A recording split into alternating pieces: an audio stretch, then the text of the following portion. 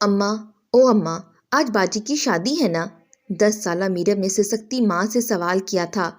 مجھے نہیں پتا میرو، مجھے تنگ نہ کر، چلی جا یہاں سے۔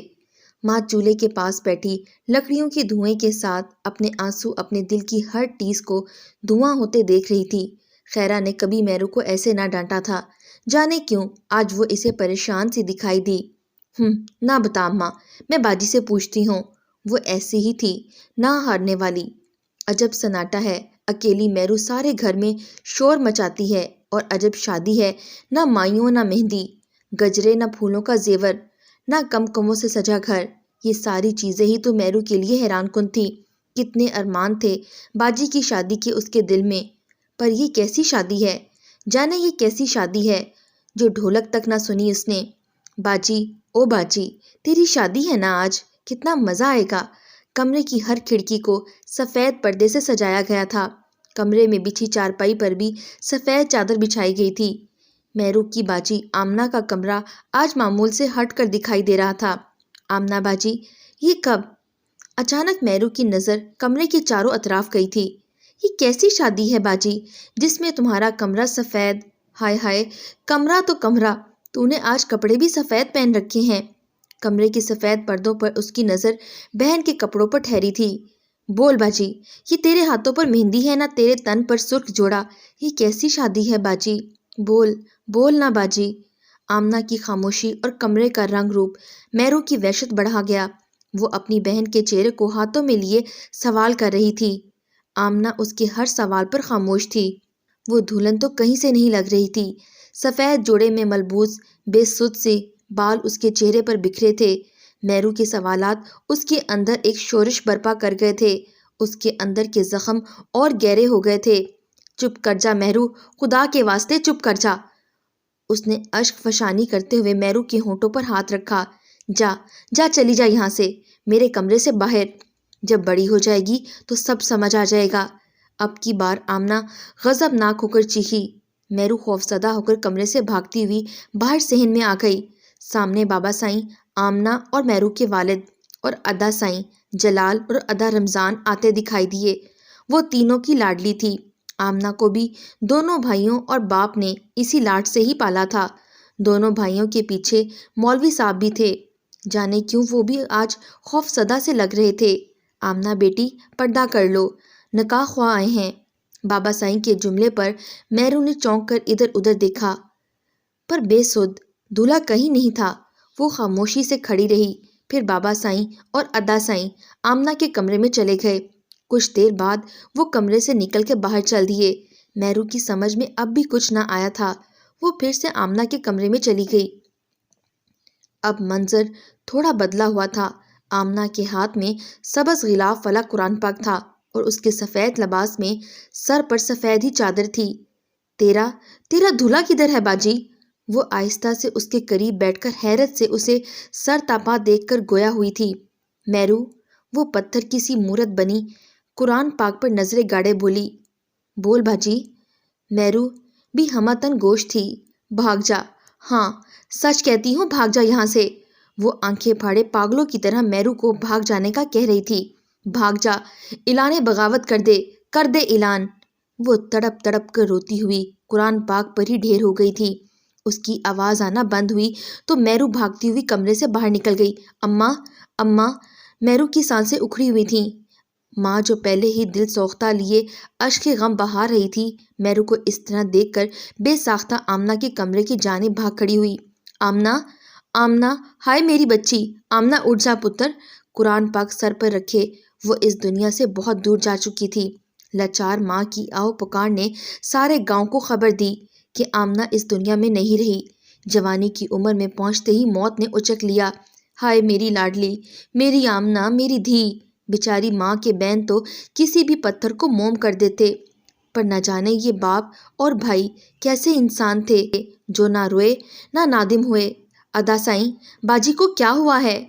کیا وہ مر گئی ہے ادا؟ میرو نے بڑے بھائی سے معصومیت سے پوچھا تھا۔ نہ میرے پتر، ایسا نہیں کہتے۔ آمنہ دھی نے تو تیرے ادا سائیں اور بابا سائیں کا سر فخر سے اونچا کر دیا ہے۔ مری نہیں ہے وہ، جنت میں گئی ہے، جنت۔ ادا سائیں نے محبت سے میرو کو سمجھایا تھا۔ जन्नत? मैरू ने सफ़ेद कफन में लिपटी बहन को गौर से देखा और नन्हे से दिमाग पर जोर देते हुए सोचती रही, आखिर माँ को बेटी के जन्नत में जाने की खुशी क्यों नहीं? इस माँ के पास तो मजाले शिकवा भी ना था। जवान बेटी की कब्र पर फूलों की चादर डालकर माँ तो आधी मर गई थी, पर भाइयों और बाप की सेहत पर कोई असर ना हुआ था। ये वडेरों की दुनिया है जहाँ औरत खाक बेपर की मानिद है, जिसे जीने का हक रब कादिर तो दे दे, पर वडेरे साई ना दें तो औरत को कोई हक नहीं जीने का। इस वाक़े को आज 10 साल का अरसा गुजर चुका है। मैरू अब आमना ही की उम्र को पहुंच चुकी थी। सारे घर में चहचाती, हर किसी को हंसाती, जिंदगी से भरपूर। मैरू ने आमना के दुख को कुछ कम कर दिया था। हवेली के बड़े से सहन में कभी आंख मचोली खेलती तो कभी सखियों के साथ पकड़न पकड़ाई। आज भी वो आंखें बांध कर सहेलियों को तलाश कर रही थी जब सामने ऊंची पगड़ी वाले बाबा साईं आन खड़े हुए। पकड़ लिया। बाबा साईं के बाजू को थाम कर इसने झट से आंखों से पट्टी को उतारा। अरे मेरी धी! बाबा साईं खिलखिलाकर हंस दिए थे और वो भी लाड से उनके गले लग गई थी। मैरू हर रात आमना बाजी के आखिरी जुमले सोचती रहती, आखिर इतने प्यार करने वाले बाबा साईं से किस बात की बगावत करनी है और क्यों? मजीद कई साल तो पड़ लगाए उड़ गए। क्या बात है अम्मा, आज की शाम कुछ अजीब सी ही थी। बाबा साईं ने सबको इकट्ठा किया था। शायद कोई अहम फैसला सुनाने वाले थे वो, जो आज इस तरह सबको खास तौर पर बुलवाया गया था। सूरज बादलों की ओट में छुप गया था। शाम स्याह कुबा पहने नमूदार हुई थी। हवेली के बड़े से सहन में दोनों भाई, बाप और एक लाचार माँ अपनी दूसरी जिंदा बचने वाली बेटी को बाजुओं के हसार में लिए फिर से नई तुरबत बनाने का फैसला सुनने के लिए बैठी थी। क्या बात है अम्मा, तुम आज परेशान सी लग रही हो। मैरू ने सहमी हुई माँ से इसका छुपा दर्द जानने की कोशिश की थी। आज तेरे बाबा साईं कोई फैसला करने वाले हैं। मुझे मुझे डर है कि कहीं ये फैसला मुझसे मेरी जिंदगी की बाकी जमा पूंजी ना छीन ले मैरू। तड़पती माँ ने रोते हुए बेटी को सीने से लगा लिया। शाम की स्याही और गहरी हुई तो बाबा साईं मैरू के कमरे में आए। मैरू कमरे की खिड़की में खड़ी चांद को देख रही थी, जो आज कुछ मध्यम सा लग रहा था। मेरी लाडो, बाबा साईं ने मोहब्बत से मैरू के सर पर हाथ रखा था। अरे बाबा जानी, आप इस वक्त? हम आज अपनी बेटी से कुछ मांगने आए हैं। उम्मीद करता हूँ मेरी बेटी मुझे मायूस नहीं करेगी, है ना? बाबा साईं, ये क्या बात हुई? ऐसी क्या चीज़ है जो आपको मुझसे मांगने की ज़रूरत पड़ गई? मैरू ने मोहब्बत से बाबा साईं के हाथ थाम लिए। शाबाश मैरू धी, मैंने तेरी ज़िंदगी के बारे में अहम फैसला किया है। तुझे बस मेरी पगड़ी की लाज रखनी है। खिड़की के सामने खड़े खड़े शायद आज बाबा साईं सारी बात मुकम्मल करने के मूड में थे। हमने तेरी शादी का फैसला किया है मैरू बेटी। शादी? शादी? मैरू ने चौंक कर बाबा साईं को देखा। हाँ शादी, वैसी ही शादी जो तेरी आमना बाजी की हुई थी। उस मेरी बेटी ने मेरा सर फखर से बुलंद कर दिया था। मुझे यकीन है तुम भी मेरी इज्जत की लाज रखोगी। पर बाबा साईं, बाजी की तो शादी हुई ही नहीं। मुझे याद है उसका दूल्हा तो आया ही नहीं था। तो शादी कैसे हो गई? मैरू ने हैरत से सवाल किया था। दूल्हा था मैरू धी, लगता है तेरी माँ ने तुझे कुछ नहीं बताया। बाबा साईं आहिस्ता आहिस्ता चलते हुए कुरान पाक के पास ठहरे और कुरान पाक उठाकर मैरू के सामने ले आए। ये है तेरा दूल्हा। क्या? मैरू के पांव तले से जमीन निकल गई। पर बाबा साईं, इससे पहले कि वो कुछ कहती, बाबा साईं ने गजबनाक आंखों से देखते हुए उसे खामोश करवा दिया। बेटियां सिर्फ सर झुकाती हैं, जबान नहीं चलाती। ठीक 1 हफ्ते बाद निकाह है तुम्हारा। बात खत्म। मैरू हैरान कुन नजरों से बाबा साईं को जाते देखती रही। जाने ये खुशी की वही थी या मौत की खबर? इसका तो सिन इदराक ठहर सा गया था। कुछ भी तो समझ में नहीं आ रहा था। वो हाथों में कुरान थामे बुत बनी खड़ी थी। कुरान से शादी? कैसे? क्यों? ऐसे कैसे हो सकता है? कैसे मान लूं बाबा की बात? ये नामुमकिन है। मुझे नहीं रहना इस कफस खाने में। बाबा साईं तो मुझसे इतना प्यार करते थे, फिर? वो खुद से ही सवालात कर रही थी। मैं आमना बाजी नहीं हूँ। ये पाक कलाम पढ़कर अमल करने के लिए है, ना कि शौहर बनाने के लिए। अस्तगफिरुल्लाह। इसने कुरान पाक को तज़ीम से चूम कर ऊंची जगह पर रख दिया। सुबह का सूरज तलू हुआ, पर एक माँ की जिंदगी गरूब कर गया। ماں سے دوسری بیٹی کی زیست کا ظلمانہ فیصلہ برداشت نہ ہوا، اس لیے وہ تمام مصیبتوں سے جان چھڑا کر خاموشی سے اگلے جہاں چلی گئی۔ ملنے جلنے والے خاموش بت بنی میرو سے افسوس کر رہے تھے، مگر اس کی آنکھ سے اشک ٹپکا، نہ اس کی زبان سے کوئی لفظ ادا ہوا۔ بابا سائیں، اس کی زبان سے یہ لفظ بامشکل ادا ہوا تھا، کیا اب بھی میری شادی قرآن سے ہی ہوگی؟ اس نے ماں کے جنازے کو دیکھتے ہوئے باپ سے سوال کیا تھا۔ ہاں دھیرانی، یہ ہم تینوں باپ بیٹیوں کی پگڑی کا سوال ہے۔ مجھے یقین ہے تو ہمیں مایوس نہیں کرے گی، ہے نا؟ بابا سائیں اپنے فیصلے پر قائم تھے۔ میرو خاموش بیٹھی ماں کے جنازے کو دیکھتی رہی۔ میری ماں بھی کمزور تھی، میری بہن بھی، تو کیا میں بھی مر جاؤں؟ کیوں؟ میرے اللہ نے، میرے اسلام نے تو میرے بارے میں ایسا کوئی حکم نہیں دیا۔ بابا سائیں اور ادا سائیں کی پگڑیاں ہم ماں بیٹیوں کے جنازے اونچی کریں گی؟ نہیں، ہرگز نہیں۔ میں جانتی ہوں میرا رب میرے لیے کوئی نہ کوئی حل ضرور نکالے گا۔ میں اس طرح اپنی تربت بننے نہیں دوں گی۔ میں اس نظام سے، اپنے بابا سائیں کے فیصلے سے بغاوت کروں گی۔ اگر مرنا لکھا ہے تو لڑ کر مروں گی، ایسے نہیں۔ اس کے اندر بغاوت کی آگ بھڑک گئی تھی۔ بغاوت، آمنہ باجی کا وہ آخری جملہ آج اس کی سمجھ میں آ گیا تھا۔ ایک شام سکوت لیے نمودار ہوئی تھی۔ بابا جانی بڑے پیار سے میرو کے لیے سفید سوٹ لائے تھے۔ اس کے کمرے کو بالکل ایسے ہی سجایا گیا جیسے کبھی آمنہ کا کمرہ سجایا گیا تھا۔ کب تک تیار ہو جائے گی ہماری بیٹی؟ بابا سائیں نے بڑے لاڈ سے اس کے سر پر ہاتھ رکھ کر پوچھا تھا۔ 2 گھنٹے بابا، 2 گھنٹے، میرو نے آہستہ آواز میں کہا تھا۔ ٹھیک ہے میری لاڈو، ہم اب چلتے ہیں۔ تو معتبر ہو جائے گی بیٹی اس نکاح کے بعد۔ آج کے بعد اب تو بس اس کمرے میں ہی رہا کرنا۔ تیرے لیے نوکروں کا انتظام میں کروں گا۔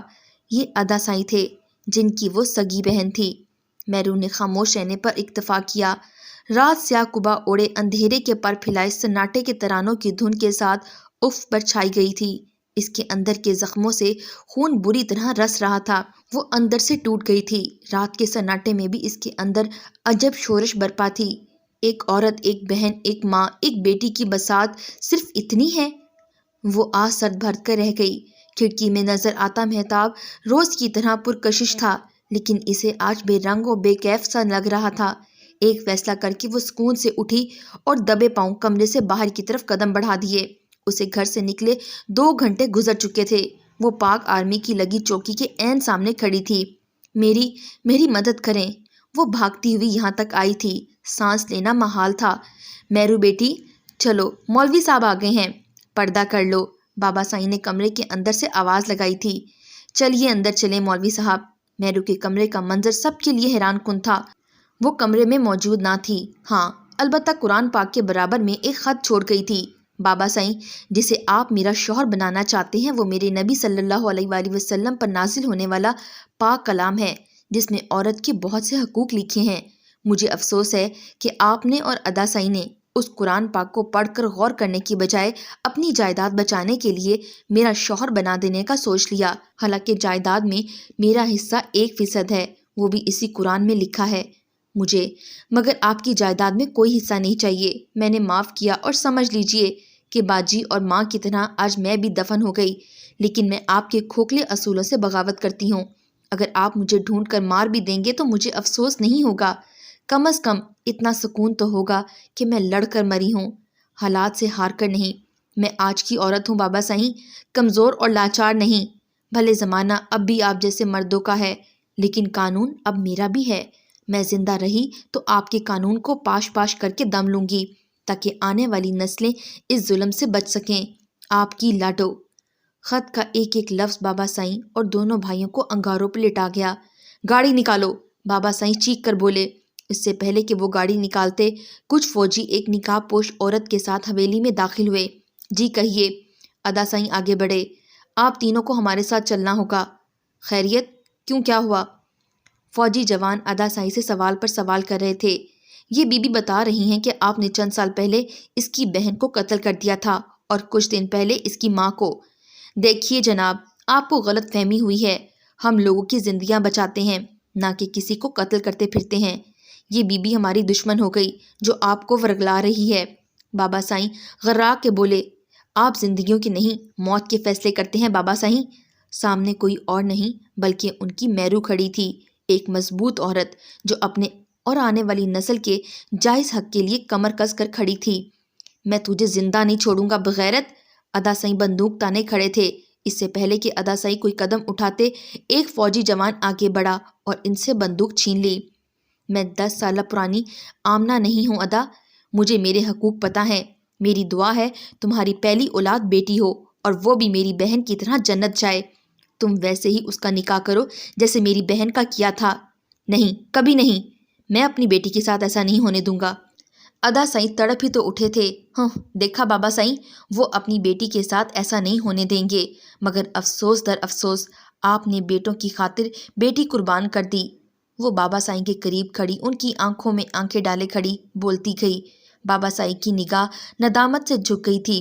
مجھے کسی محفوظ جگہ پر پہنچا دیجیے سر، مجھے ان سے جان کا خطرہ ہے۔